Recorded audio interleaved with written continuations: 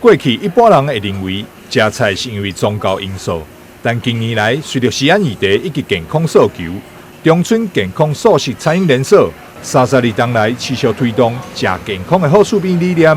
得到真侪老顾客始终追随，而且因为料理手法用心，口味多变，就连小朋友嘛同款爱食。让自己有一个就是一天可以吃蔬食的概念啦哈，因为其实觉得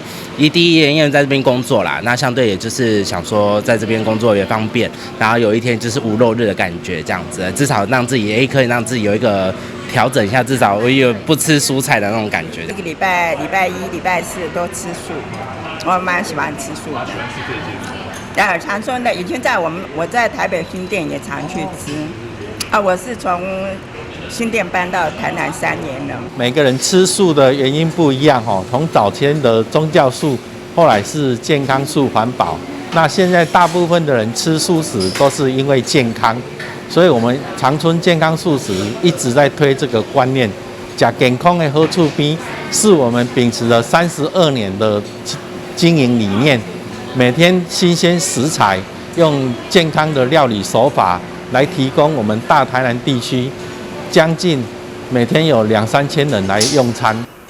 过年要到啊，中村健康素食餐饮连锁嘛推出年菜组合，提供消费者除了大鱼大肉，另外一个健康选择。今年最主要的几道好菜，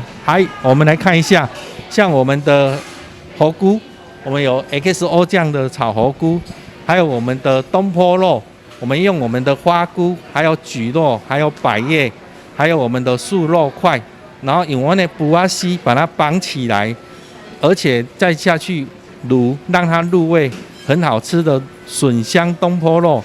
还有我们的4色拼盘，你看我们的山药卷，还有我们的米糕，我们今年的很特别的米糕是用古早味的麻油米糕，就是用我们北港的麻油来炒我们的爆香，我们的老姜。然后旁边搭配我们的芋丝，我们很有名的那个萝卜丝饼。有人吃素是因为信仰，有的人是为了健康，但现在嘛会当是因为美味而选择来吃。中村健康素食除了有自助餐、年菜组合，现在嘛有推出拌面、拌酱的组合，方便消费者伫厝内就会当家己料理出餐厅的口味。台南新闻张秀维采访报道。